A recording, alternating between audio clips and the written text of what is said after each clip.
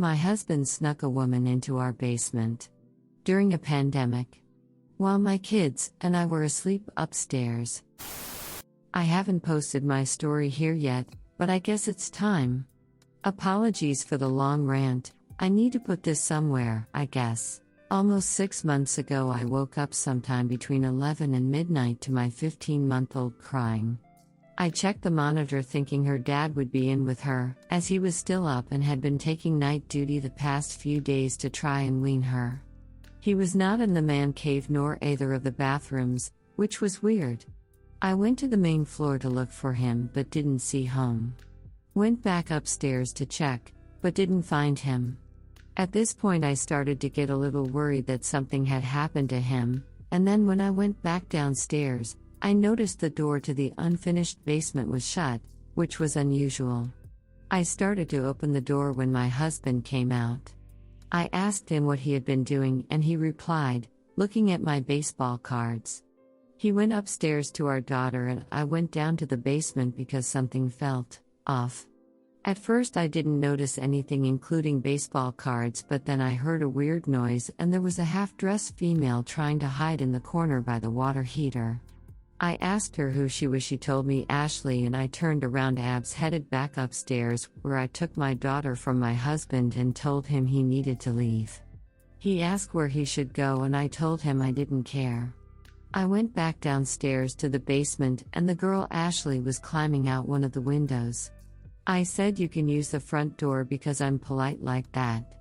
We are getting divorced and I am doing all the things I am supposed to do. Therapy for myself and my 5-year-old, self-care, leaning on my support system I need to, being careful of what I say around the kids so they don't become more damaged by this. He is living in his parents' basement, says he wants 50-50 custody but has had the kids one night a week for the last 4 months. Drags his feet on the divorce by found out he is dating. I want to move on, to be happy, but it is so hard when the one person I trusted and let in more than anyone else so utterly rejected me. I feel thoroughly unworthy and unlovable right now. Redditor's reactions. Story 2 after. Redditor 1. Bringing another woman into your home and during a pandemic?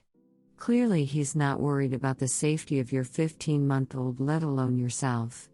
Give him the Dad of the Year award. You're divorcing him, you're rejecting him. Him being a cheater doesn't make you unworthy or unlovable. Don't look at this through rose-colored glasses, see this for what it is. Don't tell yourself you were rejected by someone amazing. He is a pathetic and cowardly cheater. He snuck a woman into your basement while you and your baby were asleep. Duck, that is just gross. Redditor follow-up. Call him Casanova of the Year 2. Brings the Ashley into a half-finished basement. Says hide behind the hot water heater when he hears his wife. Can't come up with anything more nuanced than looking at my baseball cards. And after being told to get out, asks his wife, where should I go? Sweetie, you weren't rejected. This was a gift. It hurts right now, but you will get so much better. Redditor 2. Your husband sounds like such a loser, seriously. I hope you destroy him in court. Op answer. He is a loser, I guess. Not sure how it took me 10 years and 2 kids and an Ashley to see that. Redditor 3. The audacity is truly appalling. Living in his parents' basement, having a woman in the home when he was supposed to be on duty with the child no less, and only seeing them once a week?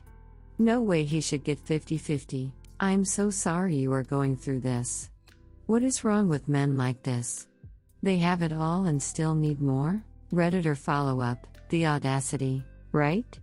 I mean, not saying cheating isn't always disrespectful anyway, but Jesus. I'm sorry you're going through this too. Op. Story 2. My 25M dad 50M wants me to stay with my cheating ex 27F. Over the past few years, my mom was dying of cancer and I balanced my time between my girlfriend and taking care of my mother. Despite this, she keeps complaining I spend too much time with my mom and had to cut it down to an hour per week at the most. It even got to the point where she is angry at me just because I'm not in the mood for time. About 2 months ago, my mother finally passed away and my girlfriend seemed relieved, offering her condolences but didn't seem sad about it. She then started pressuring me for time not even 4 days in, and I had to tell her over and over now is not the right time. What I saw a week ago shocked me. As I wanted to surprise my best friend 26M for his birthday, I went to his house and I saw him and my girlfriend passionately kissing. Despite their begging and insistence, it didn't go past further. I told both of them to stay out of my life. With my mother dead and my now ex-girlfriend not being faithful, I decided to turn to my father in hopes he can help. Instead, he is begging me to reconcile with my ex apparently. She confessed to him before I told him and insisted she helped me before. How can I get my dad to see that my ex is actually damaging me more than helping me? Redditor's reaction. Story 3 after. Redditor 1. Who cares what he wants? It's your life. Make decisions that are best for you. Op answer. I just want one person in real life to be on my side. My father is the only family I have left. Redditor 2. That's none of your father's business. You don't need to make him realize that you don't want to be with her. Op answer.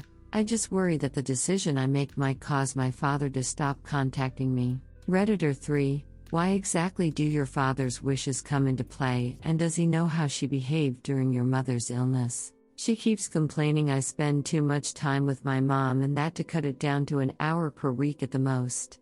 It even got to the point where she is angry at me just because I'm not in the mood for sex. That's more disturbing to me, honestly, than the cheating. She's shown you exactly who she is and how little can be expected from her when things are rough. Op answer. I did complain to him about my girlfriend, but he insisted it's her way of grieving. Story 3. My problematics. Alcoholic ex-fiancé cheated on me after Christmas. After separation and wanting things work out, did it again. So long story short, we met on internet, fell in love, and he proposed. Shortly after, I moved to him and we start life together. Later I found out he had alcohol abuse problem, a lot of deeps, bad relationships with family. Later he lost job, all his friends. I stood by his side and always make sure he is above the water. I heard billion times that everybody else would already leave. I didn't. We struggles and start fighting. We'd been together for 3 years. I went this Christmas to visit my parents and he cheated on me with his coworker. She was at our apartment for about 4 days. They were drunk the whole time. When I came home, he was still very drunk in bed. Mess everywhere, her bra, earrings on my nightstand, her hair clipped with her clothes in living room, bottles and mess everywhere. He even used my toy on her. I was too shocked, heartbroken, and in love with him to leave. We decided to stay together and work on things. I moved back to parents to get some space. We've been in constant contact but not physically. We haven't seen each other for months. It was extremely hard time. I cried daily, couldn't believe that he, my soulmate, did this to me. I found a new job, built it myself from the ground. Time goes by and we decided to meet. It's been 4 months, so I booked a flight, took a vacation at work and came. He looked same. I can say that he was happy to see me, but quickly I found something odd. He had a fresh pack of Viagra jelly in his nightstand and changed story 3 times why it is there. I couldn't shake off the odd feeling, and when he was at work I looked through his Instagram. He was sending DMs to his friend at 2 a.m. I am about to duck EF's sister. She is here. See you later, bro. At this point I don't even know what I felt. When I confronted him, he just stormed out that my jealousy was exactly what ended our relationship and that message was just obvious joke. Soon in going back home, this man is dead to me. Please don't waste your precious time on evil people. And I forgot to mention, he kept his relationship with the woman he cheated on me with, found FaceTimes and calls. Redditor's reactions. Redditor 1. The sooner we realize there is no such thing as a soulmate, the easier it is to leave. Judge partners by their actions, not some mystical destiny. Redditor 2. Sounds like a serial liar. They tend to lie to everyone, including their close friends, though not necessarily about relationship stuff. Trust me, his only goal is to protect himself through more lies if you ever catch him again. I'm personally not the type to look through someone else's phone, but when you get that off feeling, trust your gut and confront ghost them for. Redditor follow-up: this isn't to say you're in the wrong for looking through his phone.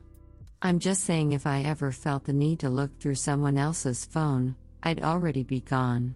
Redditor 3: you should be proud that you left and started your life again. Redditor 4: I'm happy you are leaving. I love how the cheaters throw it back on the cheated that it is our fault for questioning their motives. He will never be healthy for you. He will continue to cheat. Go find a good man. Redditor 5: it is just better to leave him. Redditor 6: leave him. Better for your mental health. Do not suffer any longer.